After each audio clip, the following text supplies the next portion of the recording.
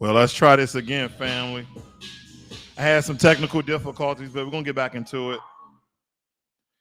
We're gonna get back into it. Hopefully, I get my guy back. Hopefully, he noticed the screen. We're gonna get into the conversation though. Had some technical difficulties. I'm back. I'm gonna wait till the family joins here. Get a couple of people in the room. Then we're gonna start talking.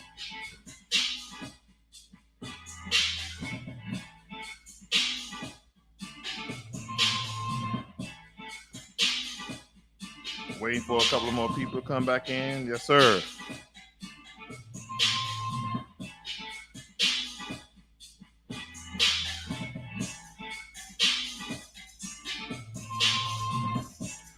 What's going on, family? What's going on? Still, I had a crash here. I had to reboot very quickly, but I'm back. I'm back. I had a technical difficulty, but nonetheless, I am back on. We're going to head into the conversation. I am definitely behind schedule, and I definitely hate being behind schedule. So I see there's no one in the room right now, but we're going to continue with the video because we know some of these people are going to watch this after. So first and foremost, I'm going to just scroll down my Twitter feed here, and we may talk about any interesting topics just to kind of warm up till we get to the heart of the matter, which is things that we are supposed to do. I think that we have a difficult time in understanding the things that we are supposed to do. There's a lot of systemic things that we can actually use as excuses and reasons, with all in their own right, of why we're not being productively profitable each and every day, each and every week, each and every month. So I think it's important to get into those discussions because I think they're going to invoke emotion. I think they're going to invoke intelligent thought so we can be better than we once was. And that's what it's really truly about. There's so many distractions in the world. Is it not? There's so many distractions, whether it be from your own self, from your immediate family, and also, other friends and associates and business partners.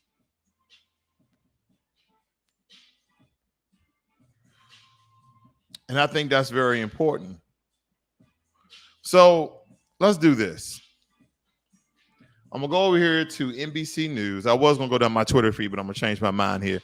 Good evening, Jermaine Anderson. So let me show you guys this very, very quickly. Let's just go through this. I'm gonna go through U.S. News, and I'm just coming back on, family. I do apologize for the system crashing there, but I had no power in that. All right, enough said. So right now we're warming up to the video. Okay. I'm just going to go over some top news here, and then we're going to get into those things that I believe that we ought to be doing. So we're going to go over some news right here. We're going to have even some commentary about the things that we see here. It says malls increase security after a flurry of smash and grab thefts. Now, we know what that's all about. Right now, the government is rocky. The country is rocky. So people are taking advantage and going into Nordstrom's and Macy's and all these apartment stores where they have like really nice clothing, and they're just literally grabbing a bunch of clothing like they're shopping, and then they're running out the store. Now, what's weird about this behavior is that you only see this behavior is when there's a riot or a protest. Okay, and sometimes people use riots in the midst of a protest and vice versa. But the point I'm making here, family, is that it almost seems like the system is dissolving. It's like the system is crumbling, right? When have you seen outside of a riot or a protest that people are literally in droves, in groups, in small entourages, or going out to department stores, taking clothing and coming out? That's some like apocalyptic shit, like things that we don't even really think about.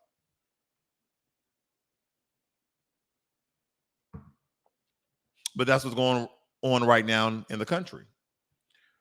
Here's a positive story that I would like to depict out here: how fridges spread across the nation. And this is a young brother right here who I think he first saw it in LA, of his immediate family and his community starving and not eating healthy foods. So he literally started doing these fridges where essentially he opens them up, I believe, at different times so people to come and get fruit and veggies and nutritious food. Okay. And I'm not going to get into the story here. It says here, though, there's another one that opened up in Chicago November 16th. The fridge is open 5 days a week for 7-hour days. If you want to know about this particular story, then look for what they call fridges. And this is the root word right here. This is the word you should be looking for. Okay. Okay. I want to point out the good and the bad tonight a little bit. And again, we're going to get into the conversation. Thank you for that donation, Jermaine. I do appreciate that, brother. We're talking about the Thanksgiving Day parade. Here's a good conversation for that family. What is your take on Thanksgiving? Now, no, essentially, historically, Thanksgiving was basically about the mass murder of the Native Americans through by force or disease. Now, that is essentially what we know of, but the way they chop it up is that pilgrims came over here to break bread with Native Americans and a union of friendship. See, I want you to think about the history of this very, very quickly. I'm not going to stay here long, but I want you to think about this. Let's have some intelligent thought about this.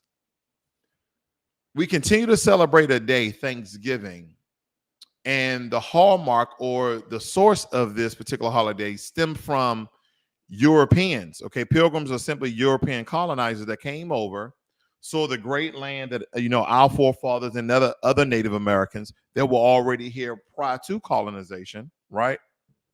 And then with that being said, what they did was pretended to be friends, and knowingly people having smallpox started to denigrate, decrease the Native American population that was here. And don't forget, Native Americans look just like you and I and other sorts of people as well. You have darker Native Americans, that's right, Negro Native Americans, as well as lighter Native Americans. But people don't want to talk about that.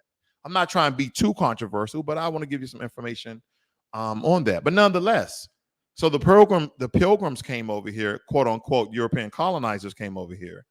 And they started to break bread and communion with the Native Americans, so to speak. And somehow a massive amount of Europeans came over here. Then nonetheless, the population of the Native Americans started to decrease. But to this day, we still celebrate Thanksgiving.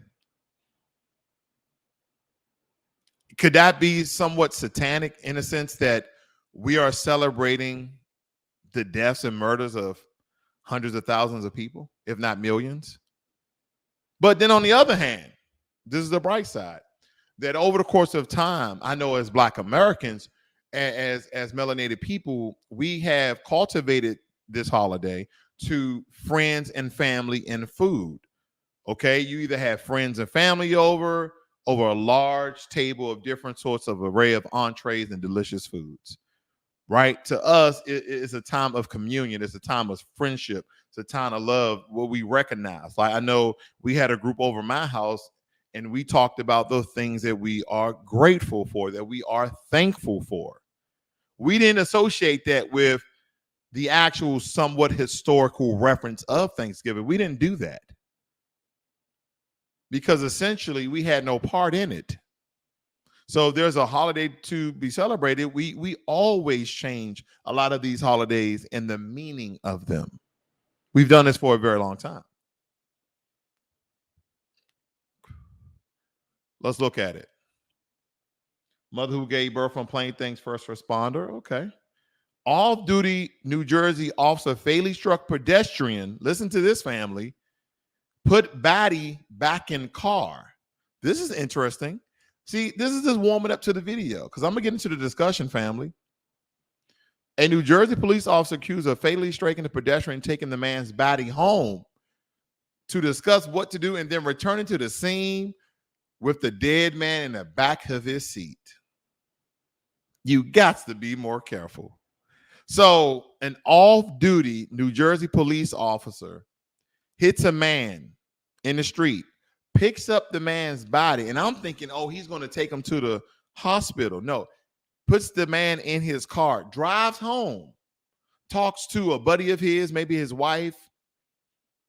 They make a decision. Then he drives back to the scene of the crime with the dead body. Does that make any sense? I'm just saying. I'm just reading the news here, family. This is going on in the world that I know a lot of times, a lot of these things that go on in the world, we're not paying attention to, which is absolutely fine. Okay. A couple of more things here.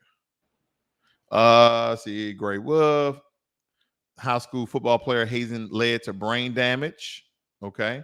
Here's a good one. Michigan teachers told to take down pride flag after external challenges. Let's look at this one very quickly. This may be interesting. Let's see here. See if I can get the story to pop up here.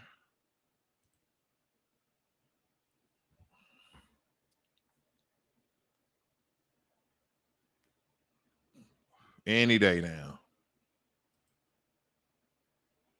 Trying to get this to play, family. See if they're gonna get some audio here. Okay. It's look like I'm having a couple of issues here, but I'm gonna keep moving, right? It says that a middle school teacher in southern Michigan resigned after he and other educators in his district were told to remove an LGBTQ flag, a pride flag they had up in their classroom. It says that teachers were told to take down the flags after the Three Rivers Community Schools in Three Rivers. And this is in Michigan. It said receiving an external challenge about the symbols they had reached the board level. Okay. So this is a story about how middle school teachers in Michigan had LGBTQ flags in their classroom in middle school. See, a lot of times people are not understanding symbolism and hidden perception or subconscious imagery. I forgot the terminology that they use, but essentially image and flashes. That's why you always see a Nike symbol. It's a subliminal message, so Nike stays ever so ready in your mind for you to go buy a pair of Nike shoes. When you're ready to go buy a pair of shoes, you think Nike first, unless you need like some classy shoes or something like that. But when you think of tennis shoes, the first thing, you don't think about Reeboks, right? No one really thinks about Reeboks. Unless you have a really good fly outfit that you might want some Adidas, some Adidas with, then more times than not, people think about Nike because these are symbols that actually mean things over the course of time. Good evening, Mr. Collins. So these are the things that we really need to think about when it comes to symbols, okay? Because we understand that pride flag is a symbol, okay? It is a form of propaganda because here's the thing. When we telling our school systems and our states and our federal governments that by using certain symbolism takes away choice from our children, what does this flag in classroom in middle schools have anything to do with education? That's the question I have. What does an LGBTQ flag in middle school in classrooms have anything to do with the curriculum? What does it have to do with it? See, once again, there's this movement where as though they're really trying to, in my opinion, in some form or fashion, is brainwash our kids. Not to make it acceptable, but to influence them in some form or fashion. And I don't want to lean one way or another, but we need to understand this is very important. Okay. And they were told to take it down. So one of the guys, he quit. Good riddance. I'm tired of people playing with the kids. Let the kids be fucking kids. Let them be kids. They don't even need to worry about their sexuality. If we're so defined on what we are when we're born, then allow them to mature. Allow them to psychologically mature so they can be whatever the hell they're going to be. If they're going to be gay, then so be it. If they're going to be straight, then so be it. But stop using subliminal messaging, symbols, laws, policies, regulations, and rules to persuade our kids to be something they probably would never be.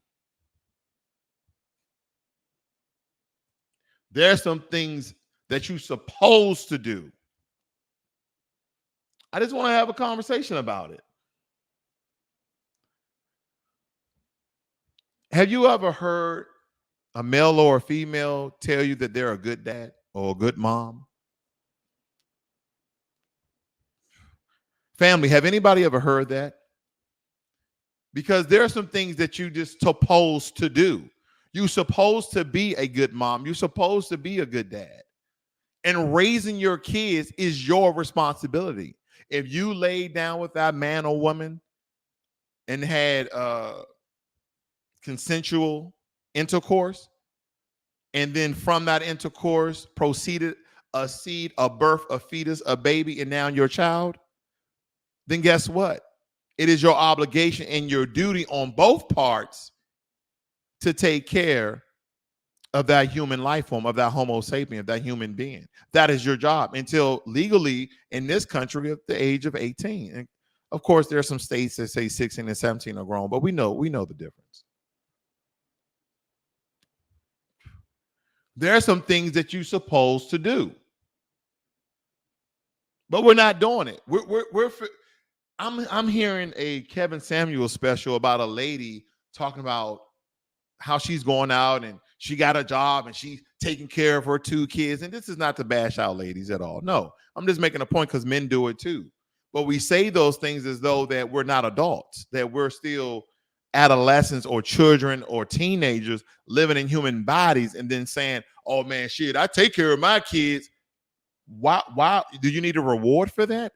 That's what you're supposed to do. Oh shit, I got me a job. Like, our society and our community on some parts are lagging vastly behind. And a lot of us can point this towards education. Some of us is lack fucking common sense, right? Now, I talked about this the other night. I talked about rap music.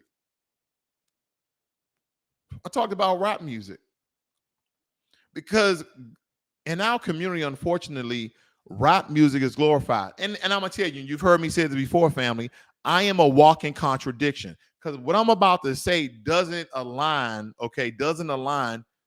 of what I do. Do I listen to rap music? Yes, I do. Do I think it's good for our community? No, I don't. See, here's the thing. A lot of us will listen to rap music and we're listening to the beat, and we say it's the beat, is the beat, is the beat. But you will learn the words eventually if you keep listening to it, even if you're trying or not. But then when you listen to the words, you realize they're saying some fucked up shit. And now, am I saying all rap, all hip hop is inherently bad? No. A lot of our music comes from our struggles, comes from our upbringing, comes from our trials and tribulation of the things that we've been through, right? That's our music. But some of this shit is repetitive and is straight garbage. And I'm not even talking about how they lay lyrics down. I'm not even talking about that. I am talking about the messaging in the music. And some of you will believe that, oh, just listen to that music doesn't make you think or be a certain way. Yes, it does. The music has the energy of the movement and vibration of you going out doing what the music is telling you to do. How do you put music and you put imagery together, which you see on Instagram and social media and all these other platforms and mass media, where women are wearing skimpy clothing and men are wearing pants behind their ass, and there's all this commotion and drama and fighting, and we have all sorts of issues. But here's the thing. We have to take some self-accountability because that's what you're supposed to do. Now, as an intelligent human being, I can listen to rap music and not follow the instructions or the lifestyle that they're depicting in this rap music. Unfortunately, 98, 99% of our music is about violence, drugs, and some form of hoeing. That I remember when hip hop was very, very political, or it was very, very empowering. We don't have empowering music anymore. We have low vibrational music in our communities. And I get it. I listen to certain hip hop artists and they are literally crying out in their music. Now, if you guys are familiar with the rapper Juice WRLD, the brother committed suicide. But in all of his music, he was telling how different stories, him and a female, how this female essentially broke his heart. I'm not saying that's a direct cause and correlation of that brother's suicide, but what I'm saying is I'm pretty sure it was a contributing factor. Remember that song, Lucid Dreams? If you go back and really listen to Lucid Dreams, eventually he had psychological problems. but we don't have any self-accountability, right? These are some of the things that we're supposed to do. While we're not helping out our brothers and sisters in our community, right? We're a very different dynamic than any other culture in America. We absolutely are. We are different than Asians. We are different than Hispanics. We're different than whites and anybody else. We're very, very different. So, yeah, we don't expect those cultures to go out and be unified in one unified body. We don't expect it. You know why? Because they just do it. And they don't care if they don't like the person next to them. They know that I do business with him. It's going to multiply my profit. It's going to stay in my community. It's going to help my kids out. And then if I need a favor from him or a job from her, then they're going to do that for my kids and my generations to come. See, the first thing that we have to be accountable for is ourselves, because there are some things that you're supposed to be doing. Now, if you looked at the thumbnail as you was coming into the video, you saw on one side of the thumbnail, it said, I need a job. Where on the right side of the thumbnail, you saw a successful Black couple who had a business. Now, that picture he took was right outside the U.S. Capitol. I'm from Washington, D.C. It's right down the street. He took that picture right in front of the U.S. Capitol with a shirt said, I need a job. Who is he asking for that job? He's asking the government. He's asking the government. Now, the government's job, did you know this? The government's job is not their job, essentially, as a government to produce and create businesses. Now, you might say, well, it is the government job because we pay taxes, this, that, and the other. No. Your taxes is for infrastructure. Your taxes is for a support system. Now, we pay a great number of taxes, so they always have a lot of billions and trillions of dollars left over. So essentially, we want more out of the bang for our buck. But for the federal or state government to somehow arbitrarily give small businesses and big businesses money to grow business is asinine when you really think about it. Because when in our community have we ever begged for somebody for a job? Right? We apply. But here's the thing. This is where I like to go back a little bit historically and talk about our forefathers and ancestors. They created businesses. Somehow we have more government subsidies, more government assistance in small business, but we have less business than we did prior to us having government help. There's some things you're supposed to be doing regardless. You should not be begging the government for a fucking job. You shouldn't be begging the government for support. Now, granted, my mother, when she was alive, was on welfare. They took care of me with some of the low-level food that they provided. I don't know if I would be here without government assistance. But here's the point I'm making. When you know better, you do better, right? Ladies, you know the government are your husband, right? Ladies, I hope you know that the government is your husband. Because what the government does in the Black community, you know what it says? Ladies, we will pay for your housing.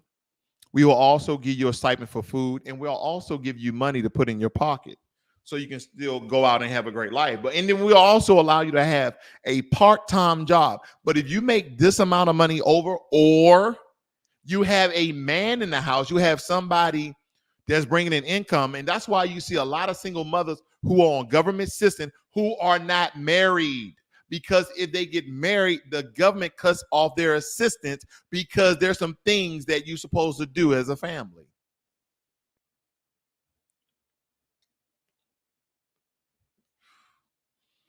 And then there's some situations where women that I've even known refuse to get married to stay single to continue to get government assistance. Oh, if I do that, they're going to cut my check. Who's going to cut my check? The government.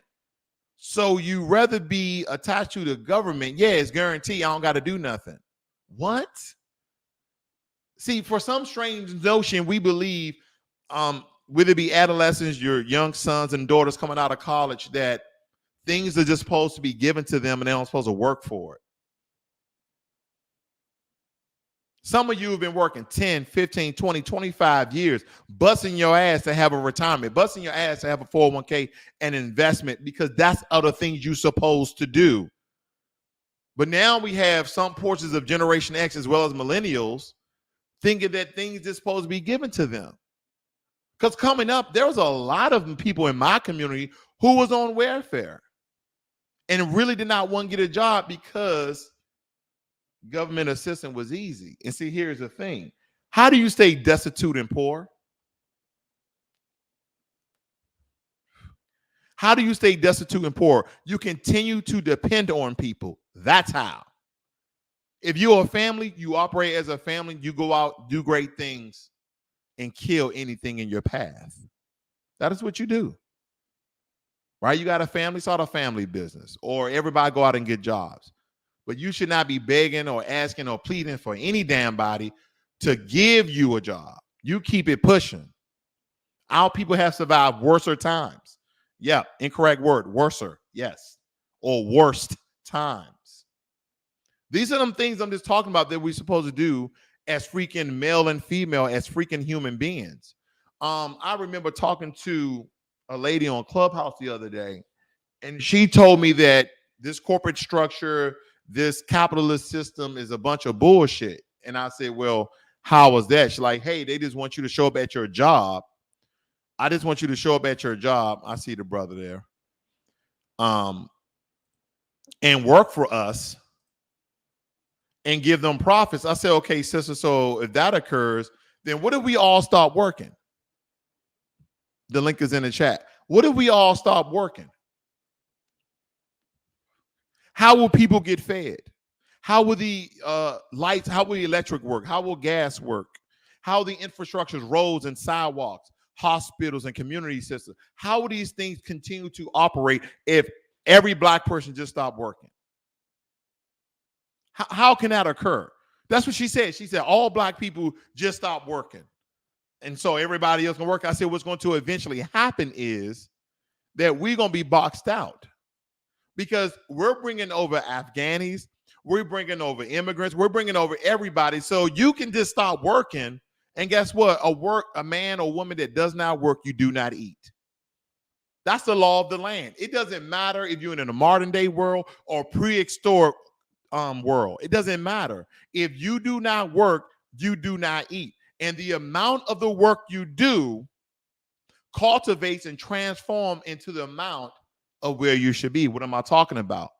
More times than not, the more you work, the harder you work, it transgresses and metamorphosizes, and you begin to elevate. You become to be more than what you are. So this whole notion that I'm just getting by, you're striving, that's an excuse for your ass to be lazy because there's some things that you're supposed to do.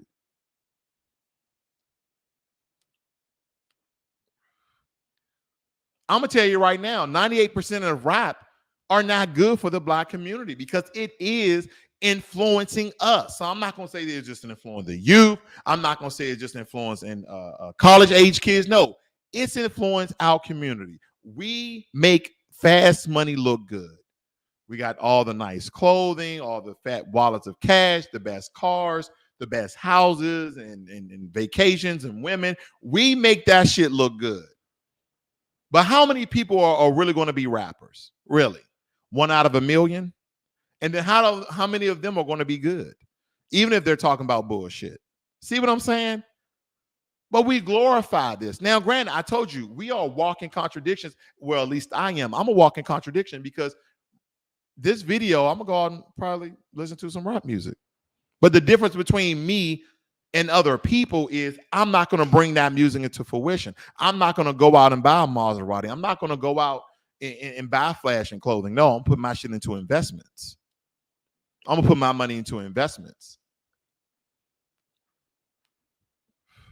Yeah, there's a real conversation that need to be had because family, at the end of the day, we have these dual consciousness that we don't believe that if two things disagree, they can't coexist in the same place.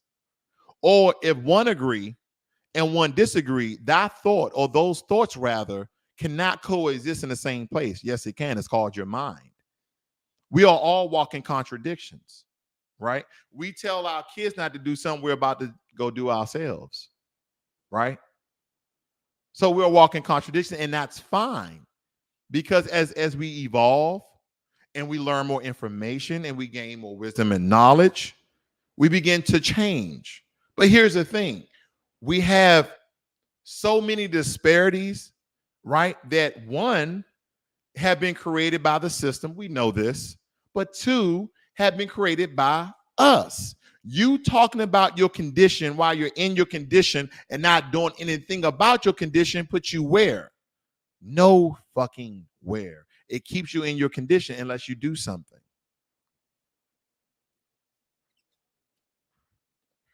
We just got to decide to move.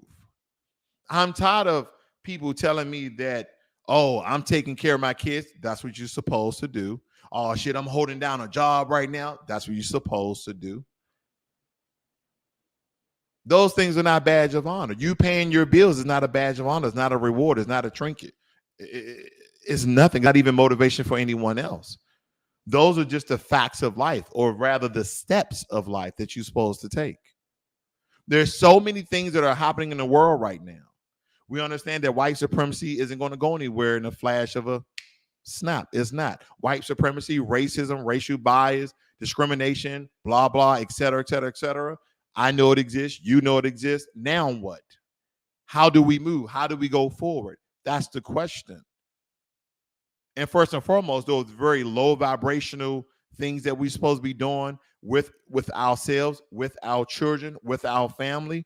Stop giving yourself a pat on the back. That's what you're supposed to do. Start giving yourself a pat on the back when you do something for your family, when you do something for your community, right? We are a special case. Yes, we are.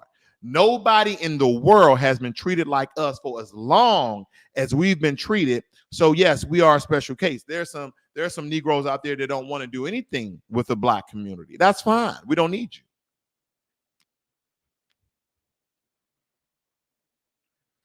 You tell me you got a promotion on your job working for another group of people, making them richer, doesn't mean anything to anybody except for you. It just kind of acknowledges, hey, man, congratulations, but you did more for you and you did more for the people you're working for. You know when I'll give you congratulations? You know when I give you a pat on the back? When you create a job, when you start a business and you start to hire people that look like you to help out our community.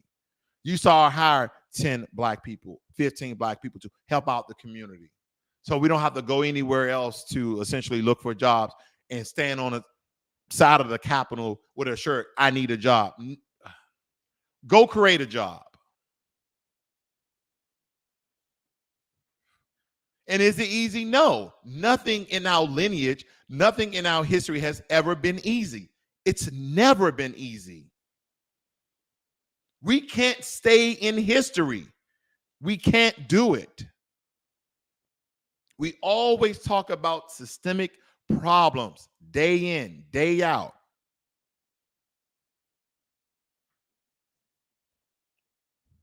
Now, granted, it's our job to do that and to recognize that. And as we point out white supremacy, racism, and we continue to point it out and we continue to fight back, there are some things on the other side that we need to do as well. Some of the same people you listen to are doing very financially well. See, they just don't stay on the ratios. They got their business together too. And then when they go to different cities and states, they offer jobs and positions to those people. Or whether they have a business themselves. Then people get on this racial kick, right? And this doesn't make any sense. People get on this racial kick about why everything has to be Black. And then I say, well, why there's a Chinatown? Why there is a Koreatown? Why is there a little Haiti? Why? That's because those groups of people took an area by storm. They slowly moved in. They started to, in that community, started to have their homes and they started to build businesses, right? And essentially, when the neighborhood starts to change and people no longer look like you, what do people do? Other people move out. Like, oh man, sure is a lot of Black people here. They move out, right? So now you have established this foothold in this community but it's what you do with the real estate and land that makes it more profitable. I grew up during a time where my corner store was a black corner store.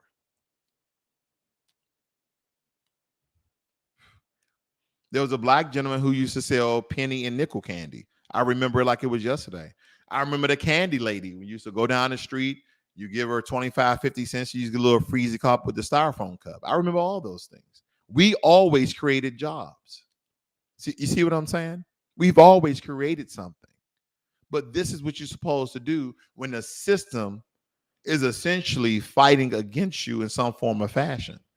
Whether it be not giving you reparations or making it very difficult for you to move about in business and or applying for a job. Here's a good question, family. Why in the hell, if you go to jail, right? I'm not a convict, but if you go to jail and you convicted of a felony, why is it that you can no longer carry a handgun? Why is it that you no longer can vote? Why is that? So if you serve your time, that's like damn near double jeopardy, right? It's like smacking you across the face and kicking you up the ass because you spent however long you did in jail or in prison, and then you come out, you can't carry a firearm. But that's part of the Constitution. Oh, now you can't vote, but that's part of the laws of the land. What are you talking? That's part of the Constitution. But those rights were stripped from you. So when you systemically talk about these issues, because again, I know it exists. I'm not forgetting that, but I want to give our own selves a kick in the ass so we can stop using these excuses because we already know the issue. And then you link all of those, not having a right to have a fire, legally to have a firearm, and you cannot vote. Okay, then you start thinking about mass incarceration. Okay. You start thinking about all these court cases that essentially, if it was somebody else being black, they wouldn't go to jail, but we go to jail. We go to prison. All right, I'm going to bring my buddy Seneb up here. We're going to have a conversation. We're just going to pick up where we left off. What's going on, Seneb? Unmute yourself, brother. Good day, brother. How are you? I'm good, man. How you doing? Have you been hearing some of the discussion? Somewhat the last part you were saying, I heard that. So if you can speak this up a little bit, brother. Can you hear me now? Yeah, that's good. So what are your thoughts on some of the things I've been saying so far? Say again. What are your thoughts on some of the things I've spoken about thus far? I think the points you made earlier regarding how black people had businesses, or just as many businesses back then as we do now, and that's without government assistance. And how easy it was almost for black people who were left alone to be able to create not only autonomous communities, but autonomous businesses. And, how today you don't really see that to a certain extent. A lot of folks, based on their economic status, have to sort of rely on Uncle Sam to sort of fit the bill to help them start a business and the loopholes associated with getting a business off the ground. So I'm enjoying the conversation. No, absolutely, brother. And at any time, please chime in and give us your perspective on it, because I think in our community, we have these terminologies, right? There's so much to cover here that we call each other boy and girl, right? That's my girl, and we are full adults. And some people may, and I'm not trying to speak over nobody's head, because this is psychologically goes into other terminology that we consider minors, right? A minority. And these terms essentially, I don't know if it keeps us brain dumb or it keeps our minds from maturing to let us know that we're grown adults, and the things that we pout our chests about, like, oh, I take care of my kids, or I pay my bills. These are the things that you're supposed to be doing. And then when there's not a job, you create a job, right? You go out and find a way. You just don't go on the fucking street with a cup and like, hey, if you got the energy to walk up and down the freeway on side roads with a cup in the rain, sleet, hail, snow, then you have the ability, you have the energy to go out and create something and do more. Because simply, hey, here's the thing about creating a job. Creating a job is finding a problem or finding a need and or want that's in lack of, meaning there's not that many, that you can go in and start being profitable. Now, there's other things that take more time than that. You have to work on those things, get your certifications and education. But nonetheless, if you don't have those resources, you got to do more than what you're doing. True. And I think that's what makes the crack era, as Nas said, the drugs kept the hood from starving.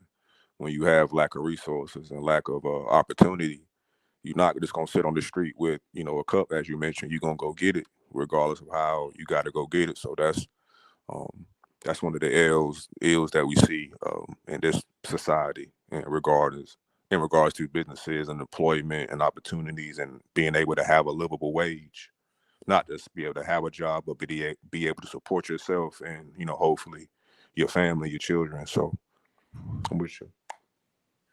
But during those times, because we always like to revert back to history. A lot of us, when we get on these kicks about systemic racism, we will stay in the historical times, right? We have a lot of this historical information, which is absolutely needed and absolutely wanted, because we have to understand history to understand the problems of today. And we got that. But I think a lot of times, by knowing this information, for some individuals are barriers, right, that prevent them from going on, because now they have a reason, now they have an excuse, where I'm looking, I'm seeing, I'm knowing people who look like me and who are successful. That's true. And the history is needed, though we shouldn't romanticize it. We should use it as a tool to figure out and analyze how we can improve our tactics today. That's what it really should be used for. And in relation to business, there's a lot of good history out there, and men and women who were able to create, semi-large businesses, employ a lot of people during this time frame in the midst of the Alabama South, or this racism period. We just have to learn from them and their mistakes and sort of change that and how we move forward today. Give us a business that you may know of that was started from the ground up in the Black community. I got to shout out where I'm from. So peace to North Carolina. Everyone can check NC out up in the house. You can check out the North Carolina Mutual Insurance Company. This was created by James Shepard, John Merrick, Charles Spalding, and Dr. Aaron Moore. In the community they created that business in was in Haiti, North Carolina. So, which is now the part that it was is now a highway because they built 147 over the top of it. But right there in Durham, there's a historical district called Black Wall Street, and these were men who first created a mutual aid society. So we just help people bury their dead. We're helping take care of orphans, and we help take care of widows. And the business mind behind them, which is Charles Spalding, is a product of Tuskegee. The business mind behind them, they started sending out shares and bonds of the company, and were ultimately able to build up a solid base financially. And North Carolina Mutual Insurance Company is still running to this day.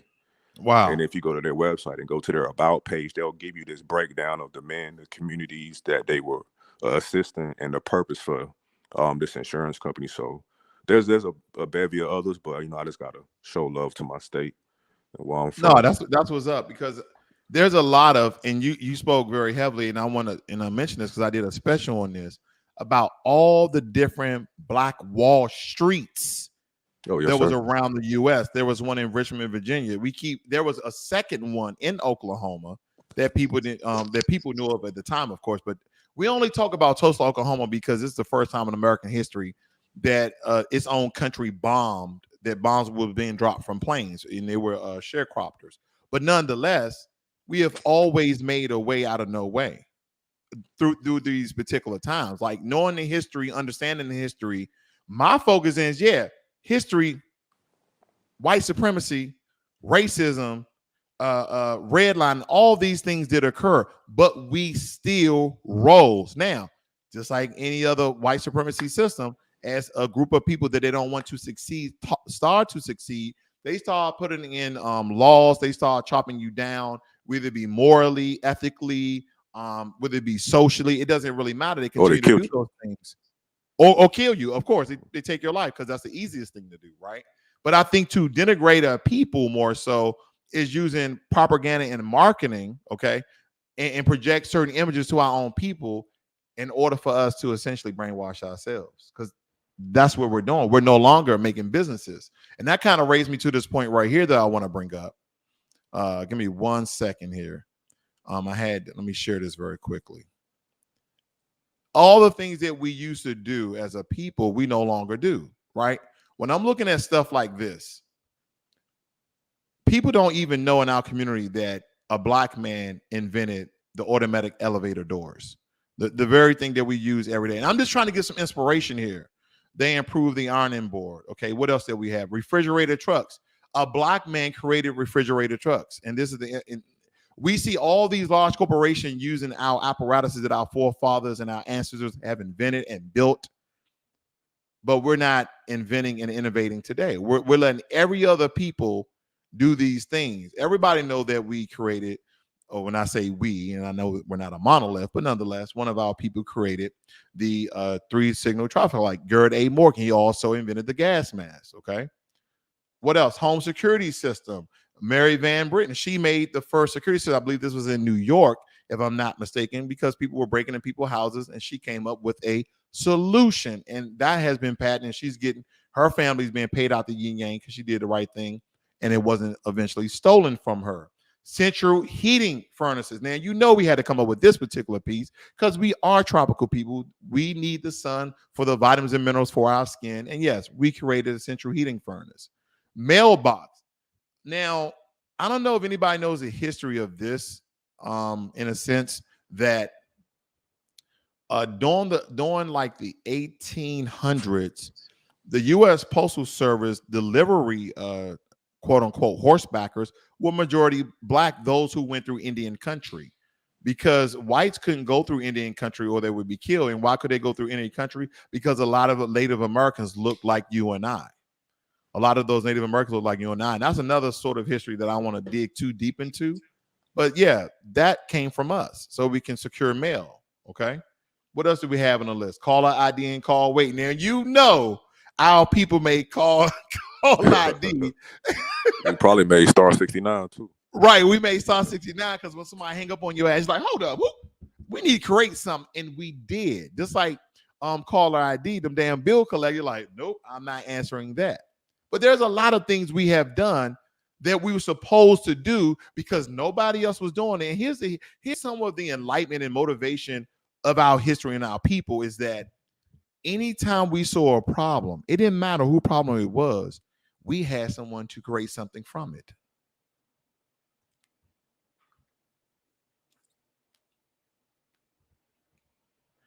We had something to create from it. These are a lot of things that we've done. I'm just going to name some one-offs here. We know that we made ice cream and potato chips. We also made the automatic oil cup. I don't know what that's, but carbon filament light bulb. You know about that, gentleman, Seneb? I believe his name was George Latimer. That's a filament that went into his name was Latimer. Right. He made the filament out of copper because he was on the Edison team and the light bulb kept burning out under a minute. And when I guess he improved or made a filament out of copper, that's when it started to sustain light at a longer rate. Yeah, Elijah McCoy, the real McCoy, is from, this. I believe I don't know if he's on that website, but he has a bevy of patents, lubricating systems and gears that's used in planes and certain vehicles to this day. That's where you get the real McCoy from. Exactly. I said, you know what? Funny. We've been influential in regards to innovating, then and now in certain senses. And there's a lot of our history that they would like to prop up more so than other. In a sense, it degrades us, but we don't even see the glory in that. Now, we always mention this brother here, George Washington Carver, right? Out of the many uses of peanuts that he's actually used. What people don't understand is that George Washington Carver had a much bigger mission than just making all these things out of peanuts. All the 100 of items he made out of peanuts. What we don't understand is, did you know that George Washington Carver created soy, and then from soy he created plastic for the military? And that's a large part of our history that we don't know. So he just wasn't no peanut guy. This dude was a very serious character. And that soy, via the soy, that he found out that you can replenish the soil by planting soy. Right. So it had multifunctions. Let's see. And the beauty is he taught at Tuskegee. So, he wasn't, keeping all the information to himself. He actually was passing this down to the youth and the next generation. so they can sort of carry that study, because he was a scientist. We speak about George Washington Carver. That man was a scientist. Now, right here, the guy you was talking about, which I knew of, Elijah McCoy, Elijah McCoy, yes, sir. right. He made a lot of products for the railroad system. And here's this fella right here. I think his name is Lewis. Yeah, Lewis Latimer, Lewis not Latimer. I George. think I Yeah, said Lewis George Latimer. Latimer. And Thomas Edison often gets credit for inventing the light bulb, but in reality, dozens of inventors were working for perfect commercial lighting, and one of them was Lewis Latimer. And what we need to understand, family, is that with this, Edison was not a inventor. He was a businessman who used to get inventors together, and then he got a lot of credit for that. But family, I'm so tired of us patting ourselves on the back, rewarding ourselves, giving ourselves trinkets, thinking that it's cool that, oh yeah, I'm keeping it real, I'm holding this down. No, that is what you're supposed to do as an adult, as a human being, as a Homo sapien. There's just a lot of things we're supposed to do regardless of the systemic problems that we currently face each and every day. These are the things that we're supposed to do. It's not an easy conversation, is it, Snap? It's not easy for a lot of people, and it's when we describe our ancestors and their history and how they were able to do these things. We have to put it in context. The businessman at this period of time were in the North, James 14, Paul Cuffey being two examples. They weren't doing that in Alabama or South Carolina. So the freedom and autonomy to be left alone to your vices to create these things, that's what we sort of need, to understand. And even with them employing the men that they employ, those individuals have livable wages. So I think Right. we compare cost of living. You can put, I think about my grandfather. He put 4 girls through college moving furniture. Him and my grandma working moving. So it's you can't really do that today. I used to hear him complain about how much kerosene costs and how much gas costs, 97 cents, 98 cents. But I would imagine he living today, he's seeing this $3.60. So it is, we can put it in context, but I think the base and the premise of what we're discussing is the Black people, once left to their own devices, what we can create. And why you don't see those Black Wall Streets, why they just signs now, is because of that racism and white supremacy and the effects of, Wilmington, North Carolina, for instance, a coup happened there because of this type of autonomy and Black ownership and business growing. So I think we have the ability now via the SBA, if you want to go that route. The SBA, you get point preferences, you're a veteran, things of that nature, you're disabled. You have the resources available to you when they're not abridged by those who don't like how you look. Those resources are there for you. And I think you were talking about taxes earlier and how, the government gives people money to start businesses. So those resources are there for you if you want to go that route. But here's the thing: we make things political, right? We make things very political in our community because that's an easy scapegoat. That says, well, I pay taxes, so the government is supposed to be doing these things for us. Now, like you said, we had that conversation of how big businesses essentially exercise and utilize tax loopholes and gray areas to essentially get out of taxes, while the employees of those corporations pay the majority of the taxes. How do they go about doing that? Man, those, I think we talked about those tax loopholes and how, of course, maybe the individual who owns said corporation is paying his or her taxes, but the entity itself that's making billions upon billions after they done paid everything on their balance sheet. Those jokers ain't paying no tax, and that affects the workers' ability to sort of get those businesses created, because those resources that would have been funneled into those local municipalities and state governments aren't, because the states get money from the government too. A large portion of the Black community is on welfare, and they're getting government assistance. Now, those businesses don't get government assistance, or do they? Oh, they get assistance. They get subsidized. That's what subsidies are. Like King said, so socialism for the rich and rugged, individualism for the poor.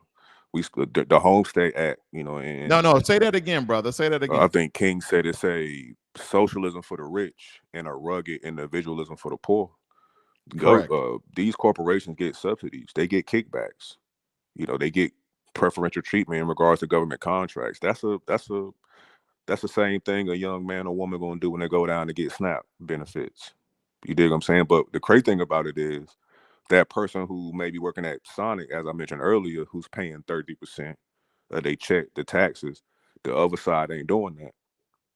But the person who the poor, the what they call it, the pauper, as they're seen, is seen as they're sucking stuff away from the government and they're not trying to work. While the person who's sitting high and mighty on a golden chair getting those same type of government assistances is deemed a hero because they have employees. But So how are they getting away with this highway robbery? We know that the government is not allowing that, are they?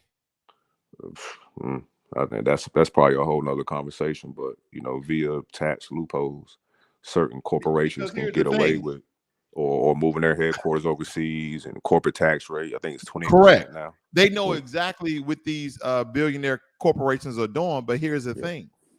The government tells us that these businesses, these Fortune 500 companies, are using top tax loopholes and also gray areas. I'm like, you're the ones who create the tax code. So if you know they're utilizing them, then why are you not shutting the door on that? Why I had this are you not conversation before with revising the someone. tax code? It seemed to be an abuse, and that's unfortunately, I think you said it. That's when politics comes in, and those sort of lobbying individuals that maintain certain status quos in regards to monies.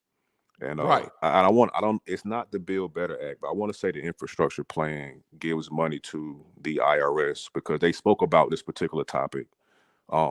There's a separate organ or bureaucracy that investigates civilians and their taxes, and there's a separate bureaucracy that investigates corporations.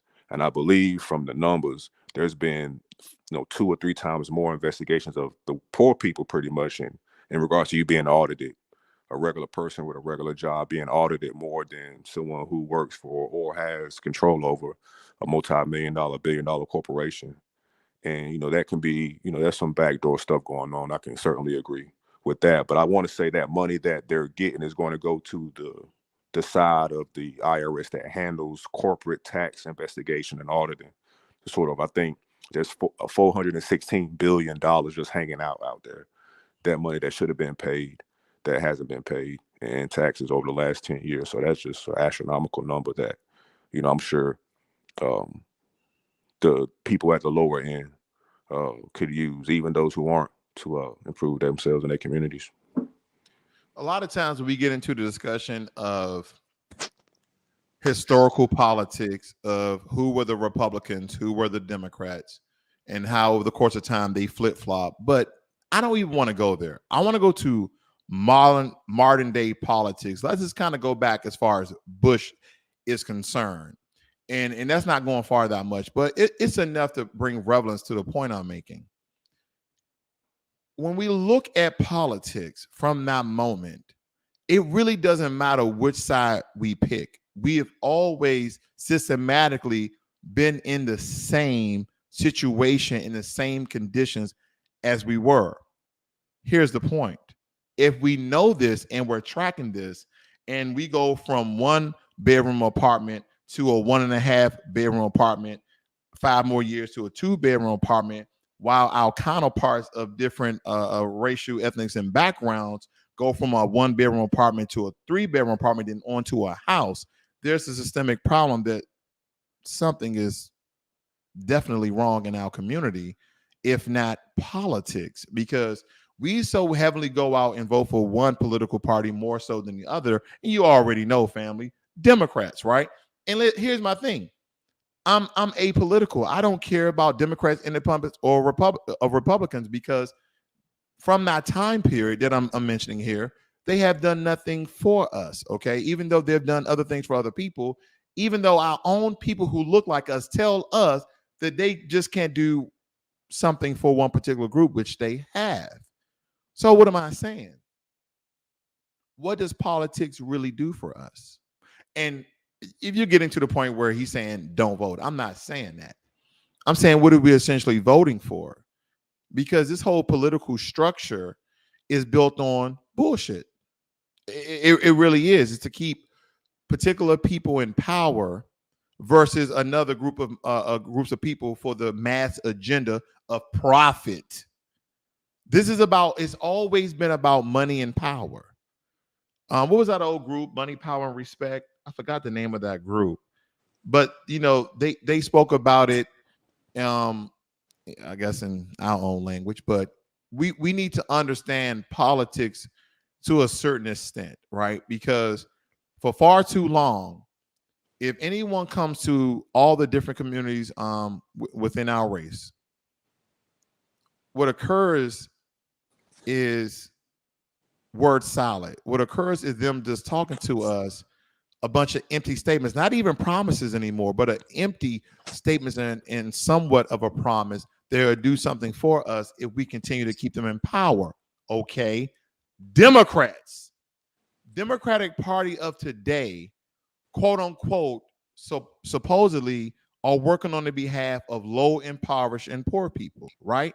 Somewhat of the middle class, somewhat, right? Those who are making essentially under 150, 200,000 and downwards. But here's the kicker. If you are a party that are for the poor people, then I think the flip side of that, Seneb, is if nobody is poor, does the Democratic Party exist?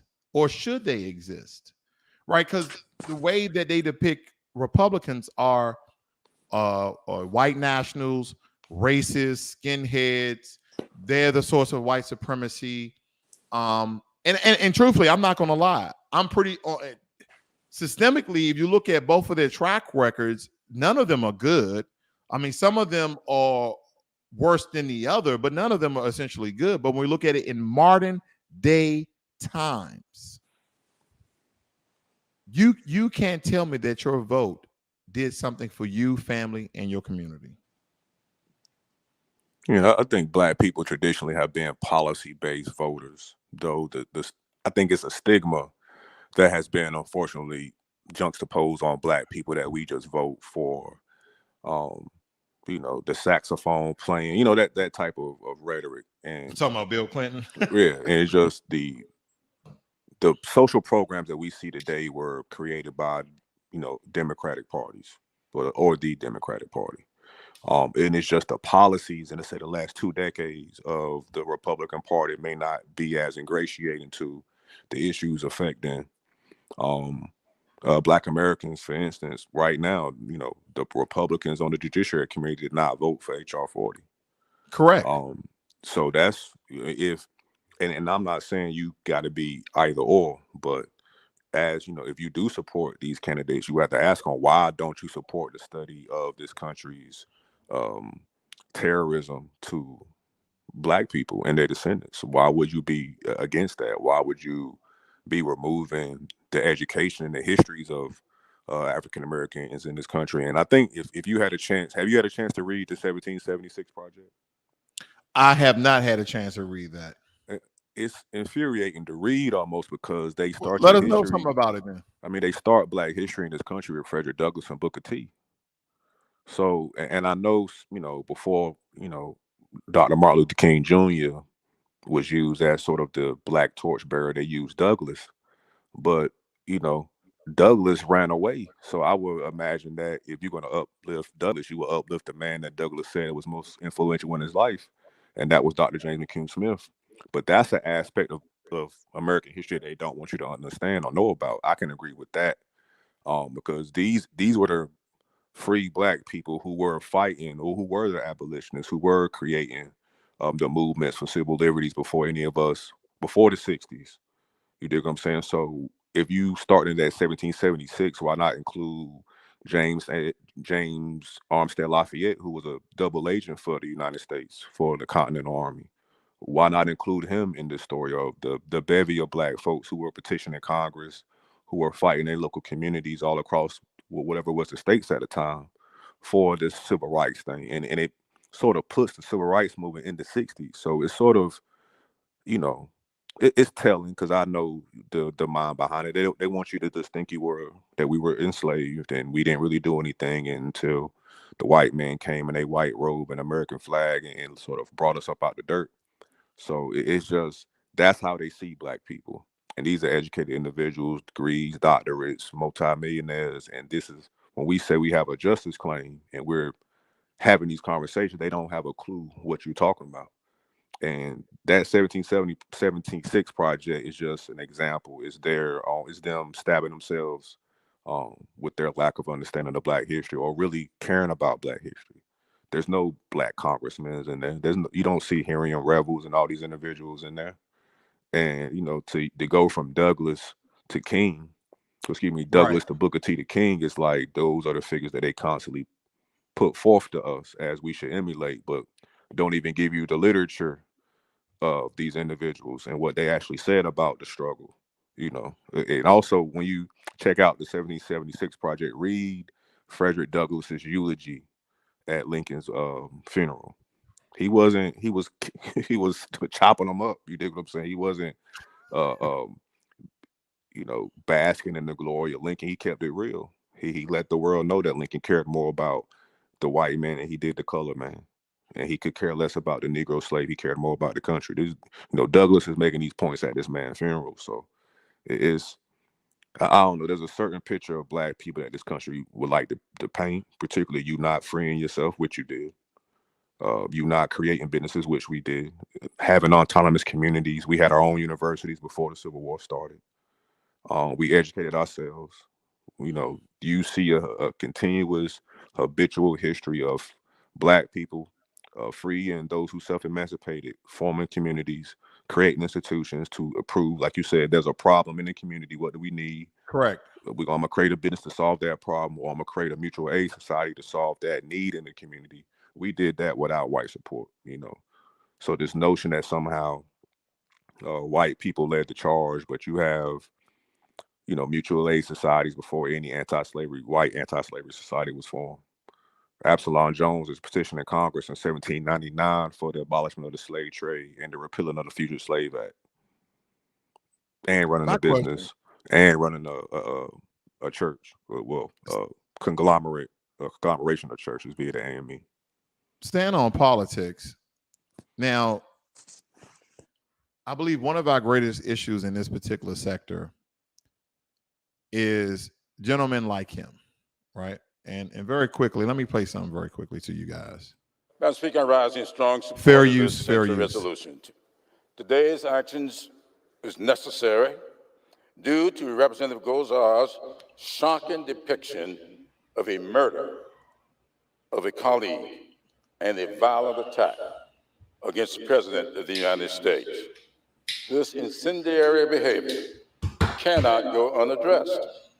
The minority leader's failure to hold So, of course, this member gentleman right here speaking is leaves us no choice James E. but to Clyburn, proceed Majority Whip for the with this. Democratic Party, and he consistently undermines the Black American communities around the U.S. by totally ignoring us. Now, early on, he had come out with some legislation, I believe one of the HRs, to increase funding for the Quattaba Indian tribe. And I spoke about this in a couple of other my videos, how that this administration has given Native Americans an additional $31 billion. We understand that there's talks that they're going to give Afghans up to $6.3 billion. And out of the Asian hate, quote unquote, executive order bill, that they're going to fork out $45 million in support of that as well. Then there's money around $50 million they're going to give out to the LGBTQ community to in the stint of giving them extra protections under the law. Now, a lot of things in politics for me are smack in the face, and that's why we can't simply depend on politics and voting to help our situation. And that's why a lot of people I do agree with, when we start talking about reparations, we start to talk about our vote is for sale, that we're going to hold our vote ransoms. And a lot of people out there that look like us, they don't agree with that notion. And I can't get behind them because I don't understand why they don't understand that their voting has done absolutely jack and shit. So when it comes to politics, over and over again, we start to see that the continuous things we've been doing day in, day out, year in, year out, that has not done anything for us. Now, even if we take this on a personal matter and I say, hey, vote on your own personal accord, What has that done for you? Right? When you see everyone else getting support and subsidies and assistance from the government, but you have not, then why is it we continue to do the same thing? Now, primarily, my ticket is this illusion, right? This smoke and mirrors, this sort of a dash and dagger thing where we have people that look like us, that talk like us. They put them in representative places. These are straw men, okay? These are front men that go in and speak good. They never see results. It's kind of like you pay for a particular service or product and you never get in the mail, and you're calling whoever you bought it from, Amazon, Overstock, Alibaba, doesn't matter, and you're calling these people and they say, oh, it's coming, it's coming, it's coming, it's coming, it's coming, it's coming, and then you ask for a refund, but they're like, hey, did you read the fine print? There's no refund. And then they say, hey, listen, there's going to be an opportunity in 4 years from now on the federal level, 2 years from now in the state county levels, in order for you to get your product again, but you have to pay us again. That makes no fucking sense. And this is why politics will not essentially assist, help the Black community until they start saying it and doing and pulling legislation and executive order saying what they're going to do, how they're going to do it, and how much money they're willing to do it with. These are the issues. These are the problems that we get so distracted from. And we stop thinking about ourselves. We stop thinking about our family. We start thinking about our community. And we start thinking about our party. Ladies and gentlemen, I don't care if you registered as a Democrat or Republican. You are not a politician. You're not that. You just voted democratically, or you just voted as a Republican, right? As Republicans do, but you're not elected. You're not selected. You don't know the intricate parts of the bylaws and regulations and all these executive orders they put out here. You don't go and dissect those things. You don't have a law degree, which most politicians do. Most politicians have a law degree or quote unquote pass the bar exam. So they're speaking in a higher level of the English language, and in some terms even Latin, but we're going to somehow vote for these people when they show up with fish fries and butter biscuits and doing the electric slide at these voting and talking about you're gonna get a fucking button. That's all we have got, our fucking button. That's the issue. There are some things that we supposed to do that we're not doing. We supposed to be somewhat level-headed in politics. We supposed to know a little bit about that. We supposed to take care of our kids, our wives, our husbands, our children, our family, our community. When we can help out, we're supposed to help out. But we first got to fix ourselves. See, Black empowerment starts with uno numero, you. When you get yourself together, then you can get somebody else together. And then it starts to spread like wildfire. But the problem is we believe that there's going to be a savior in some sort of political system that wasn't inherently designed for us to be a part of. What you got to say, Sunil, on the topic? No, I agree. And this system, we, in our attempts to manipulate the system, it didn't just stop with a vote. It was local grassroots political organization and mobilizing. It wasn't just trying to get the federal government to do something. It was trying to get your local state governments to do those things. And with that sort of local push, the federal government had no choice but to get in the game. So, I mean, there's a reason you got the 13th, 14th, 15th Amendments. The reason why you got the 19th Amendment. That's action from this, not just people voting, just showing up every general election, or even if every primary to cast a vote, then they go back home. It's a continuation. I'm gonna go back home and continue that type of organizing in my community to continue to help local businesses in my community. And that way you can get candidates who we brought up our own candidates. You did. We wasn't relying on any other community to sort of send us, like you said, a savior to improve our conditions. The institution that we had in our local communities were the generators of our Black leadership.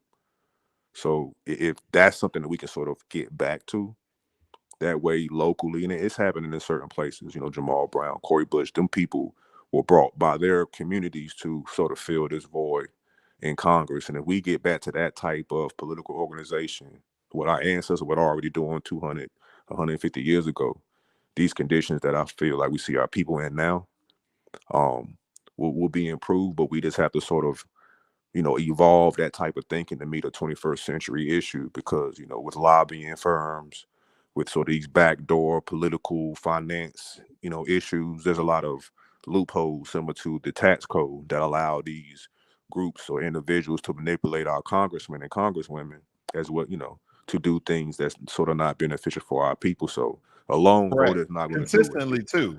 Yeah, consistently. So voting alone is not going to do it. It's going to be bilateral movements, groups coming together, doing those things, creating leaderships, having institutions that bring up the leaders that we need for our 21st century problems. So we don't have to just rely on whoever shows up to the fish fry every 4 years or every 8 years trying to get some more bread from us. And speaking of James Clyburn, I saw you brought him up earlier. I'm for term limits. You know, for senators, I think we should say, okay, 20 years for a senator, and for a representative, either 20 or 10 years, because the issue is a lot of those people become sort of fixed into that building. And no matter who the candidate is, they ain't going to be able to generate enough money to get somebody like a James Clyburn out of office, particularly when he got individuals that's putting bread in his pocket. So Absolutely. a term limit for congressmen will resolve this issue. You want to have these for today for 50 years, 60 years, and nothing's changing for their community. So I think that should be, I know where I live at in North Georgia, that's going to be one of our next, you know, referendums, is term limits for congressmen, because it's sort of coming to, there's nothing, you can't win. There's no, you'll waste your money trying to go against them in politics. You may not even get the party nod, more or less. You know what I'm saying? Beat them in a general election. So referendum on policy term limits, as well as the Democratic or Republican, whatever party it is, selection process needs to be reformed, because you shouldn't have to be rich in order to be a politician. You shouldn't have to be a Exactly. lawyer to be a But that's what politician. it A seems. plumber That's what should it be able to seems be a to be. politician. And that's what it seems to be. You got to be rich. But here's another question, so I can kind of nip this political tyrant in the bud.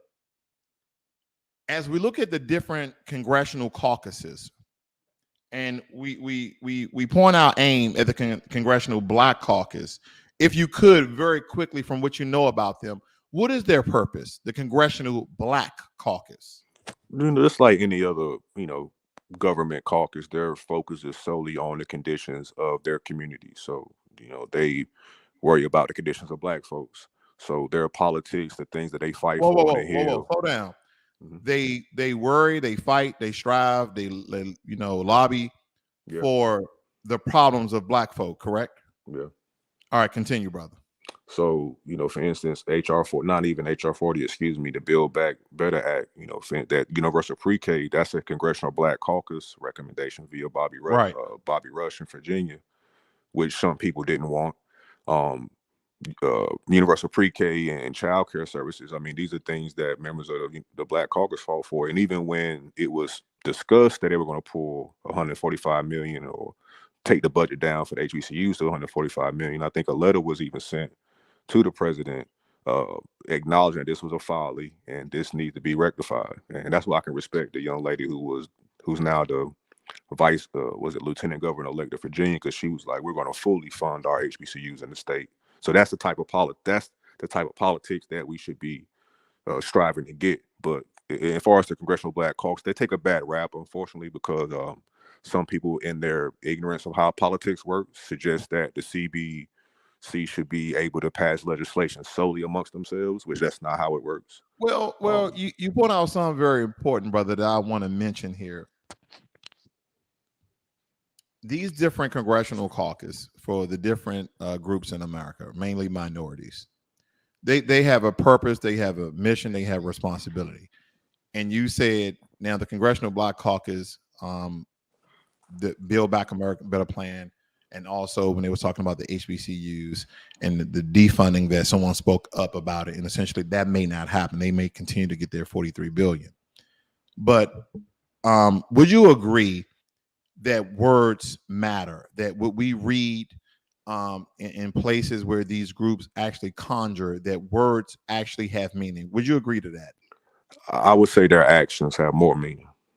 Their actions have more meaning. So when you say word and you put those words into action, that's a whole different story, correct? Because now you're connecting what you're saying out of your mouth into the actual executable actions that you're making, that you said you was going to do. You're being a man or woman of your word, correct?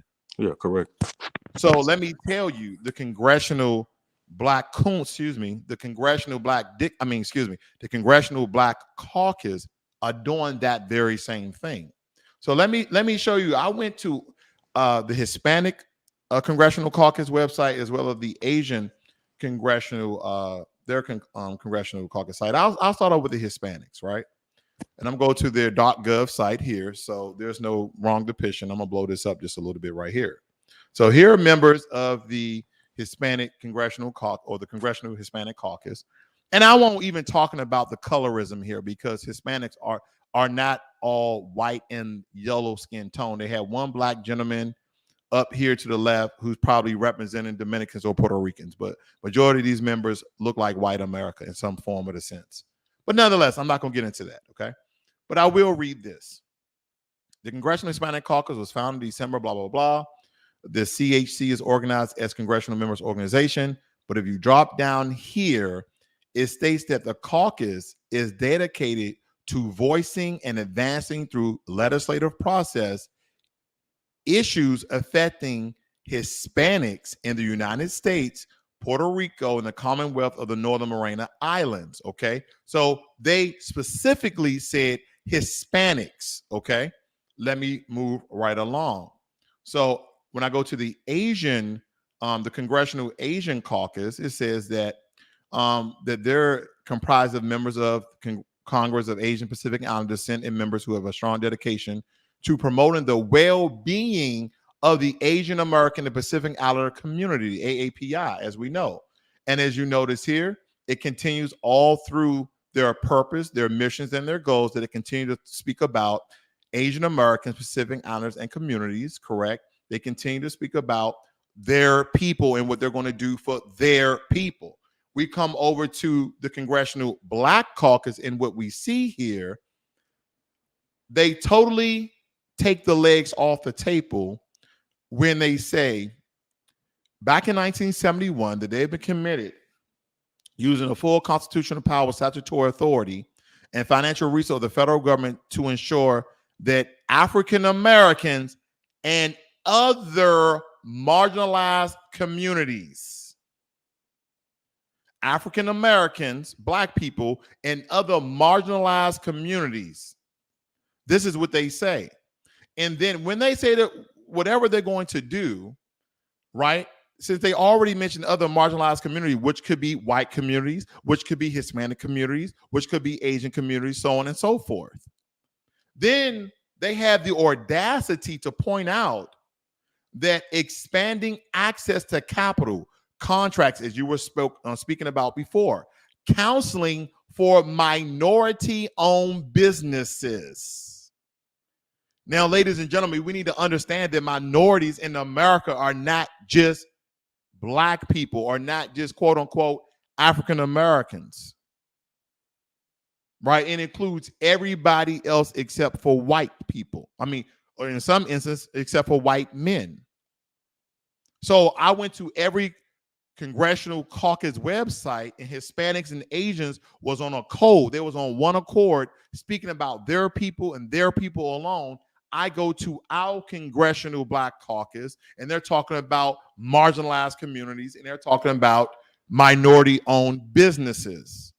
So right there, Seneb, lets me know that the exact word that the Congressional Black Caucus says they actually do, because they speak up for every damn group except their own. I don't remember a Hispanic person, which they probably have over some point of time, has said, yeah, I'm speaking out for the brown and Black community. No, you see majority of us speaking out for everybody else, where everybody else is getting the support except for us. So in a sense, you are absolutely correct, because I wanted to make a compare and contrast of the words that people speak, and then they put those in actions. And we can't be fooled. We can't be tricked. We can't be scammed or any sorts of fraudulent activity that our Congressional Black Caucus said they was going to do, because they're doing exactly what they said they was going to do.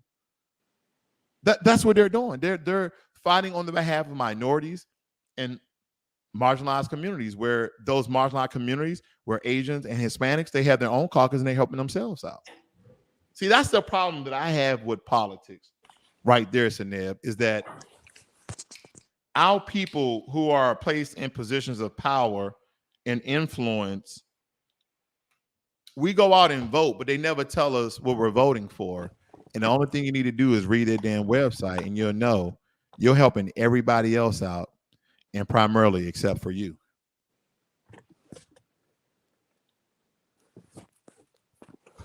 That's the issues I have. Well, I mean, that's why I said the actions will mean more. So, I mean, I'm not familiar with their page in a while, but I'm sure they have an agenda page where they give you specifically the things that they do for the Black community. And unfortunately, our struggle has defined liberties for the United States for everyone. So before you get an anti-crime bill, you got a Civil Rights Act 1866. That's Black people lobbying for that. And not only did it define citizenship and a certain set of civil liberties for Black people, it defined it for everyone. The 14th Amendment isn't just for Black people, though. It's our amendment. It establishes citizenship for anyone in the United States. Our Civil Rights Acts are for anyone in the United States. You know, that even that Asian crime bill that we mentioned earlier, anyone who falls within these communities who experience that type of racial violence are covered underneath that Asian crime bill. Though the purpose and findings may allude to violence associated with Asians during COVID-19, but again, in the language of the law and the text of the law and how it's being employed, anyone again who faces that type of racial violence and discrimination will be covered. You can be, you know, Filipino. I mean, not Filipino, but you can be Mexican. Well, hold on for a second, brother, because you said something. And be covered underneath that law. But the CBC's role, Black people's political role, unfortunately, in this country has been that, because what we were able to get passed for ourselves weren't just for solely Black people, because you can't just write a law just for a particular race or quote unquote race, but the effects of it and the reverberations of a voting rights bill or another Civil Rights Act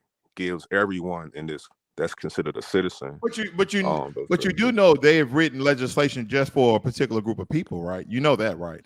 I mean, you can, you know, a law. They've done it through executive orders. You know that, correct? But that's not a law, though. That's different. No, it's not a law. But what I'm saying is, through those executive orders, they can give funding, resources, and money to. Well, that's where the issue comes in, because the president doesn't control the purse. So the president may sign an executive order that suggests monies need to go to Group A, but Congress has to approve that money going, similar to the Freedmen's Bureau. And you said something about agendas, which I think that's imperative, because you said from their website. And here's their agenda, CBC agenda for the 117th Congress, right? So I just typed in the word minor because we can get right to the root of it. It says right here, under equity. We know equity has some roots and some stems of talking about money in some form or fashion. So it states that preserving the Affordable Care Act to ensure millions of Americans, not Black Americans, to retain access to affordable quality health care, retaining investments in minority health clinics. Again, regardless if it's their agenda and or what they're about, they continue to name other people while other groups don't do so, right? And that's one thing. Here we go again. Preserving programs that support minority businesses. Okay, they spoke about that a couple of times. Then they come down, they say, expanding access to capital by advancing fintech initiatives, bolstering mission-driven leader options like community development, financial institutions, and providing regulatory relief for minority depository institutions. See, this is the problem in politics, in my opinion, Seneb, is that when you start going to the root of it, regardless if you know all the intricacies of how laws, policies are built and made, and the different, we either have to go through the House, the Senate, and be passing the law, sign off of the president, or whether it be executive order that essentially has to get some sort of form of approval from Congress. Nonetheless, now he can write an executive order. It can, I think, what's the process? He can cite a vital order. Congress can veto it, and then he can do. I forgot the term. I used to know how that particular process works, but there is something that the president alone can do. And even if we take away the president, we say, hey, we got a group of people, guys. We got some really group of people that really represent the different dynamics of the Black community, and they come from all walks of life. And this is what they're doing for our community. And when I read their agenda, as you stated, and I compare them to the other people, it states the same thing, that they're working on behalf of marginalized communities and minorities, whereas though these other groups are not doing that. That's why I understand in some form or fashion that politics are needed, and there's a political process, but it's a big slap in the face for Black Americans because we continue to do things expecting different results. See, I understand. That's why I try to help people to work on themselves, because when we rely on a system, and you state this, that you should not rely just on the government, of course. But even if we somewhat rely on the government, the only thing we keep receiving is jack and shit, benign neglect. We continue to get ignored. Regardless if we know the system or not, the laws and regulations speak for themselves, regardless of the process they have to go through, because these processes that these people go through, you say, Congress have to do X, Y, and Z. Guess what? They're doing it for every other group except for us. No matter the process it goes through, we continue to see the same results regardless. Other groups don't get those results. They get resources. They get funding. I'll be unsure. What do you think another group will be getting that we ain't getting? Well, I don't have all my and to also but say those Pell Grants, as it mentioned, there's funding to the HBCUs, as that page mentioned, and those suppository But anybody can get Pell Grants, right? Yeah, but when you see the numbers in regards to who receives majority of those Pell Grants and Hope scholarships is Black people. So that, and I think that sort of speaks to the word salad we were discussing earlier when they throw minority in there, but that's just the nature of Black politics. All those programs and those L's that Jenna was describing, white folks and police brutality is not a thing. They haven't historically been terrorized by those who were supposed to protect them. That's Black people. Though it may not say specifically Black people in that text, we know historically those particular problems in that agenda have affected us. And again, and even with the executive orders, there's a certain process, a judicial review process for that. One of those famous ones is the March on Washington, Executive Order 8802, which for us did something in regards to providing access to employment, because though you shouldn't have to work for the United States government, correct, Georgia Power don't take cowrie shells.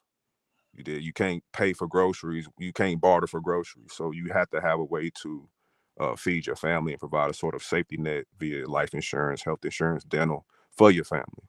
So that executive order being signed, banning discrimination within the federal government, and the subsequent one that Truman signed, that opened the door for access to resources to Black people.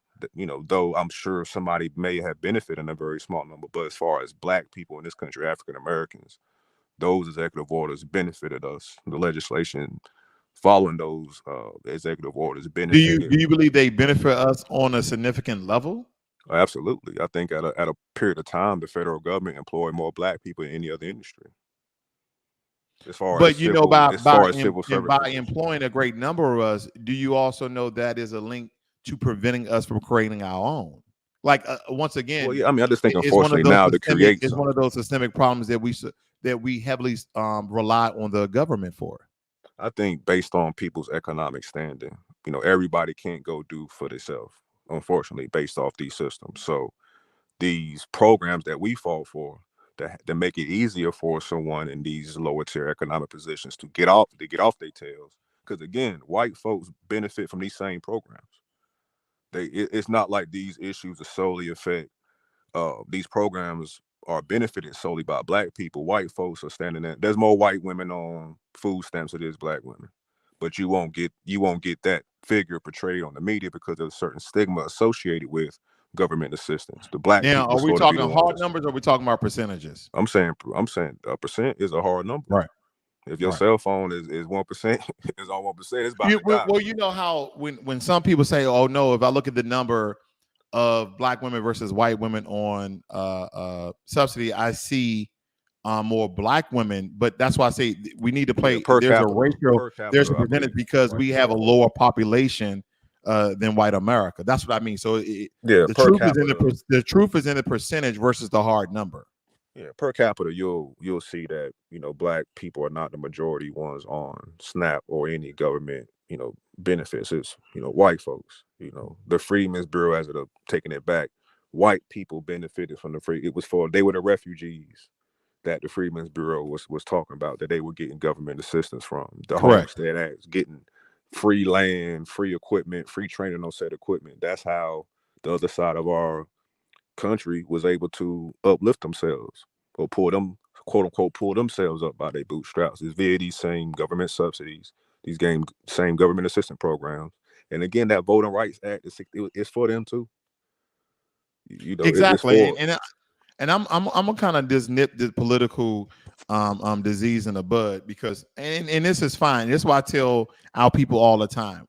Me and Saneb may disagree on some issues and when it comes to politics, but that's okay. He's still my brother, and we can continue to build together because hey, he may be hey, there is some meat, there is some room for us to exercise power and get something from the government like these other groups. Me, historically, looking at the statistical data, even some of the laws that we spoke about here that Saneb had brought up, there have been some changes, but in my opinion, we're still at the same economic level. So thus is kind of null and void for me. And that's okay. We can disagree on those intricate parts. But here's the other thing that I would like to bring up that I believe that we can agree on is self-accountability and self-responsibility of those things, regardless if there's a government in place that we ought and need to be doing. And those very small, low-level things that we essentially award ourselves on, those are things is the facts of life that you supposed to be doing anyway, versus those things to put yourself in a better position than waiting for the government to give you a handout of some sort, of any sort, giving you a job of anything.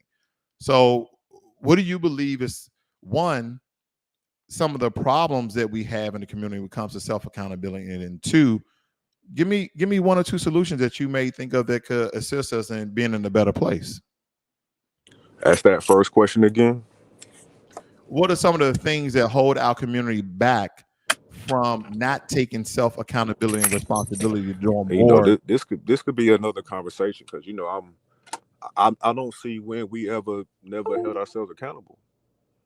You know, now in regards to what's one of the issues, I'm going to is racism and white supremacy. You know, I know I mentioned the 1776 project earlier, but I'm also going to recommend the 1619 project, which I've read the text.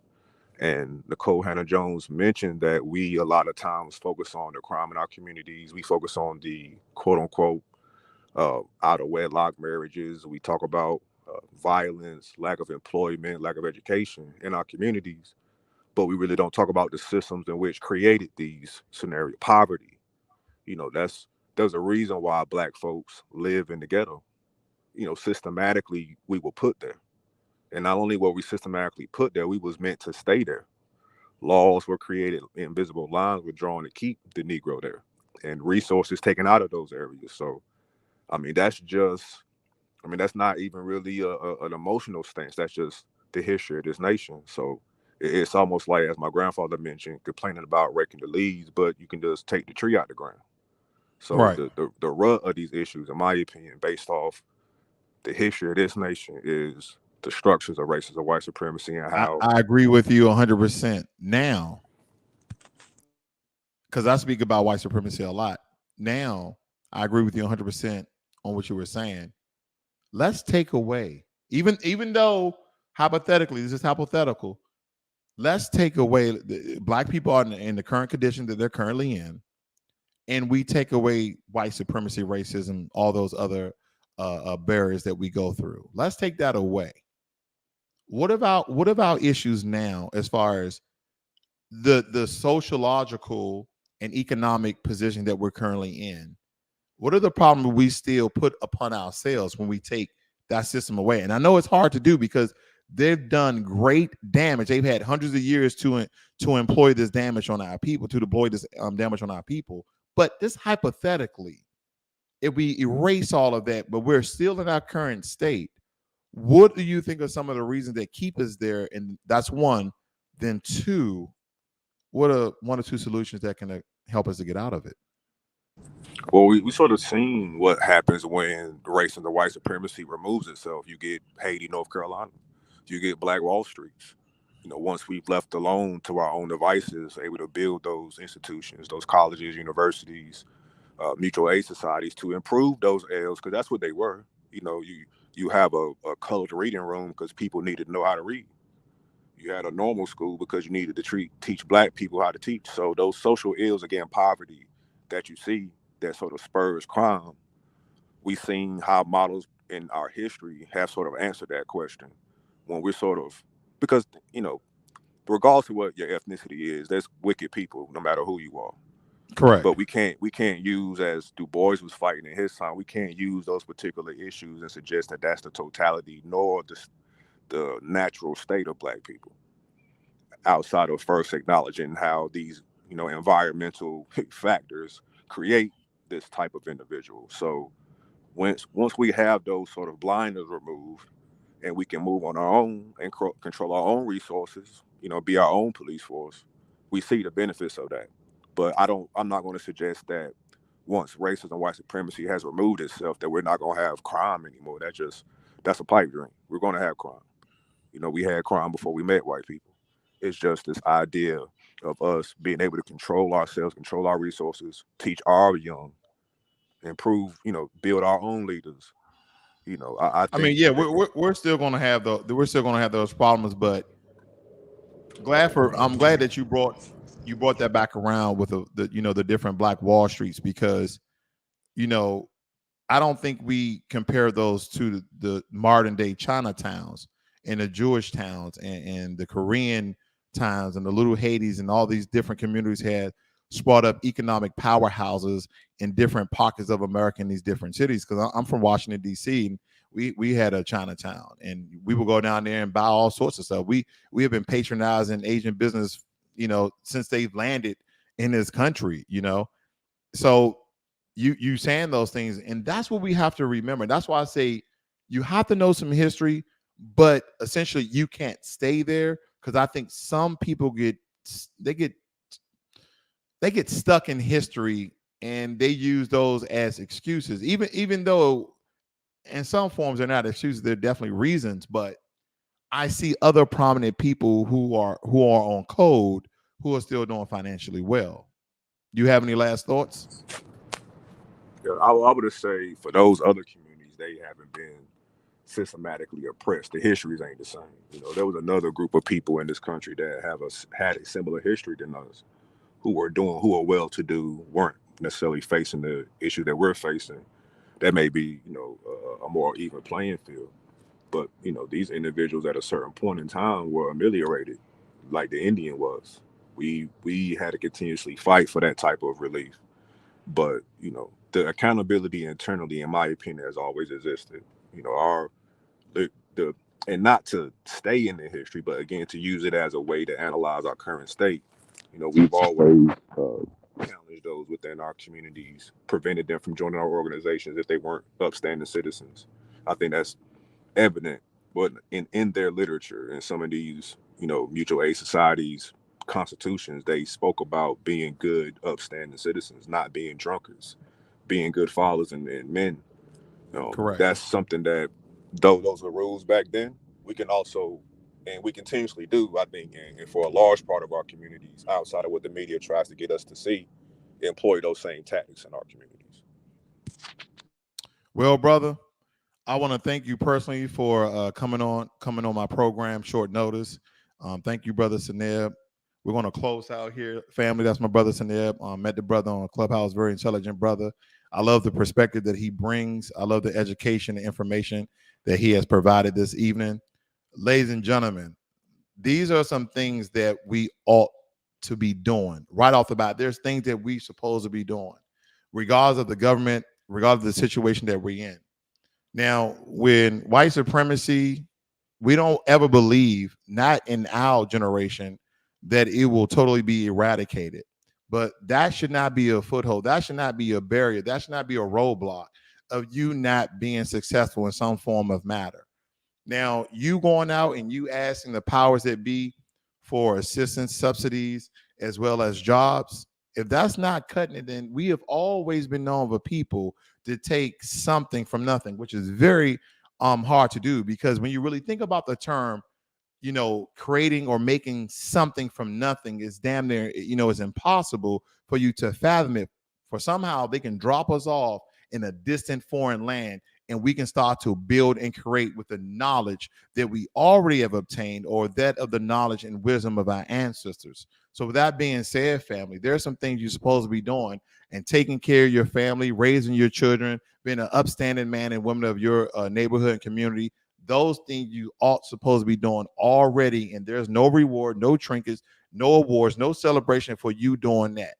Do something more than what you're doing already, and then you can start to get your roses while you're alive versus you being dead. That's where I'm at today, family. So with that being said, just like any other time, we're going to rock out here. Any comments, any questions that you have, leave them in the chat. I will comment. And don't forget, Mondays, Wednesdays, and Fridays between 7:30, 8:30 Central Standard Time, you get your stock reviews. Of course, Friday, Saturday, you get your cigar talks, aka information, intelligent thought. We talk about all sorts of issues here. Again, thank you, Brother Sanib. Love the information. Love the knowledge that you brought to the channel. And peace. We're going to rock out here for a moment.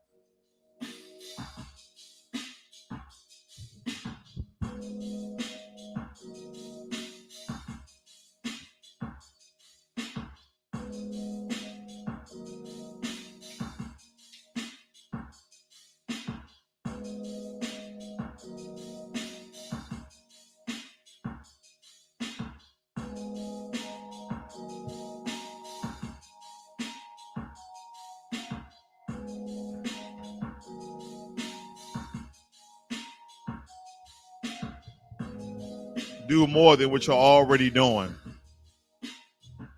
Be a better you, regardless of the circumstances. There's going to be a lot of trials and tribulations in your life. It's going to be.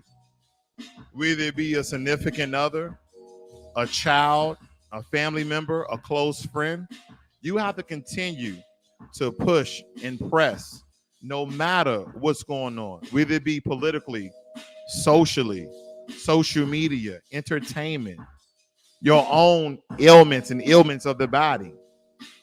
You know those things you ought to be doing. You know those things you're supposed to be doing, and you just have to walk on in and do those things. Stop using excuses. Stop using your religion. Stop using the government. Stop using the systems. There will always be, especially as we can see, some form of white supremacy, some form of discrimination and racism that's going to essentially hold us back systemically and systematically.